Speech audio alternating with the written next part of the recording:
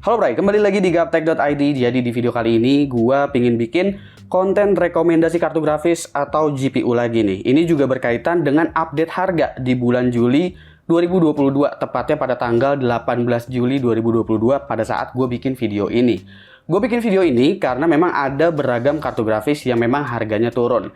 Dan disclaimer dulu, yang gue cantumin ini rekomendasinya adalah yang memang harga kartu grafisnya itu secara harga memang mengalami penurunan. Lalu yang kedua itu adalah di sini untuk harga yang gue masukin, itu adalah harga yang memang produknya bergaransi resmi dan rata-rata mayoritas itu dari official store ya untuk di Tokopedia-nya. Jadi bisa dipastikan garansinya resmi dan kalian juga nggak terlalu susah untuk mengklaim garansinya karena garansinya udah bisa dipastikan resmi.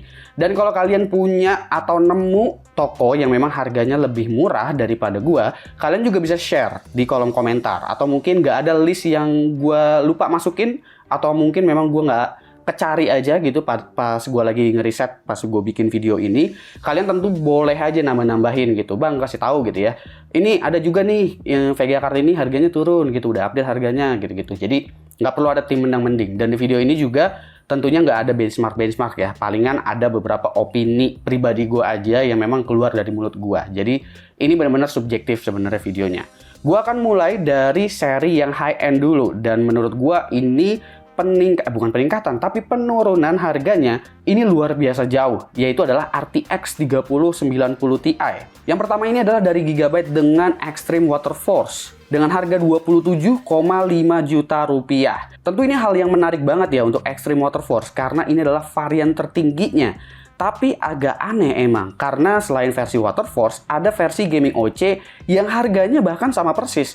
Ini kesempatan yang bagus untuk ambil Water Force semisal casingnya mumpuni. Mungkin Gigabyte matok harga yang sama di sini karena ya gua rasa mungkin agak susah ya nempatin si VGA card Water Force ini karena dia radiatornya itu 360 mili. Misalkan VGA cardnya udah pakai radiator 360 mili, kalau CPU-nya pakai 360 mili juga, itu mungkin airflow bakalan habis. Jadi daripada kesulitan di situ, makanya dikasih opsi mau yang pakai air cooling atau pakai water cooling. Sementara harganya sama aja. Tapi turun dari 42 juta rupiah ke 27,5 juta rupiah itu best deal banget sih. Karena untuk saat ini 3090 Ti itu adalah kartu grafis terkencang ya, bisa dibilang.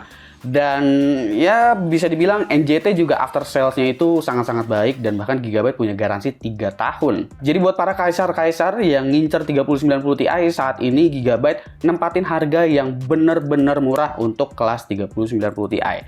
Kita lanjut, selanjutnya ini adalah RTX 3070.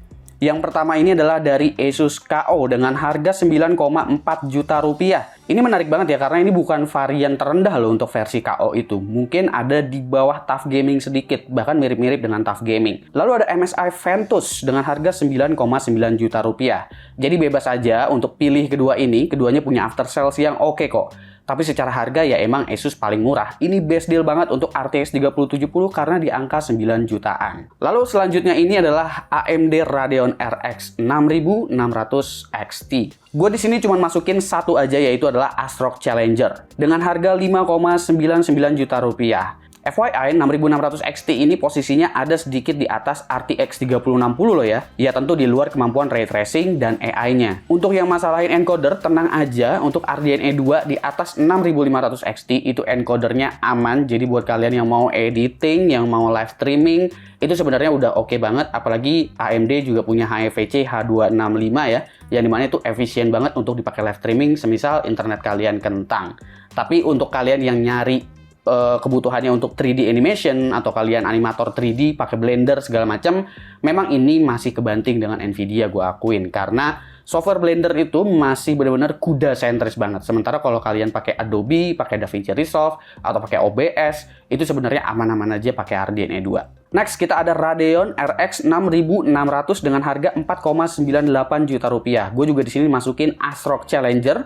RX 6600 ini posisinya sebanding dengan RTX 2060 Super, plek-plekan, mirip banget, ray tracingnya juga sama, mirip bahkan. Pokoknya secara performance, bahkan editing, untuk live streaming juga itu mirip-mirip kok. Tapi ya untuk kemampuan 3D tetap masih unggul 3060. Jadi balik lagi ke kebutuhan kalian apa ya. Ada seri MSI Mac X2 juga, di sini harganya mirip-mirip juga ya, jadi kalian tinggal pilih aja lebih suka yang mana. Kalau after sale sih dua-duanya sama-sama oke. Next kita ada RTX 2060.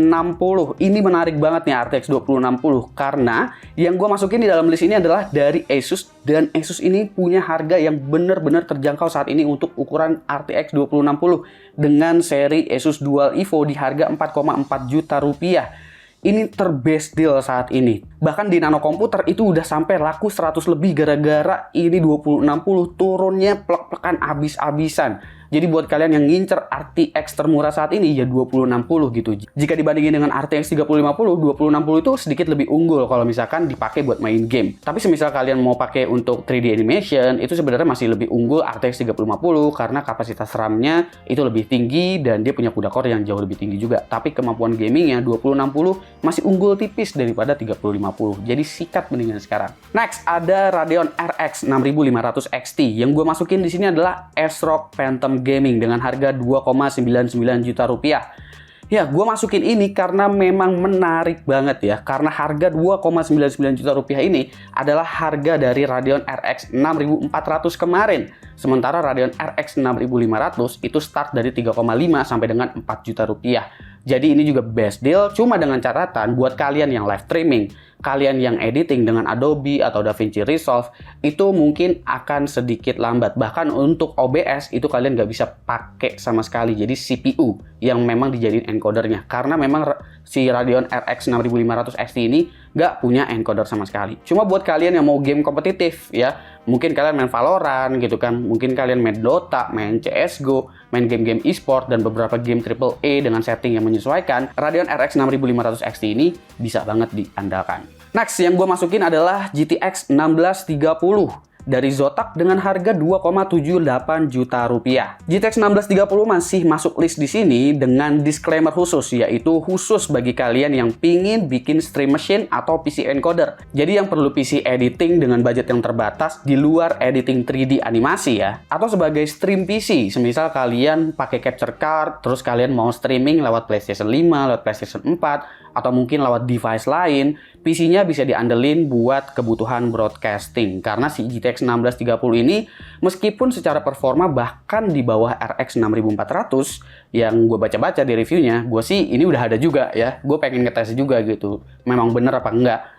Tapi dia punya keunggulan sendiri karena dia punya encoder NVENC dan kudanya masih bisa diandalkan juga untuk beberapa software Adobe. Sementara NVENC-nya kalian bisa pakai untuk keperluan ya streaming kayak OBS gitu, dan ini keunggulan sendiri karena RX 6400 nggak punya, RX 6500 XT juga nggak punya di harga yang mirip-mirip seperti ini.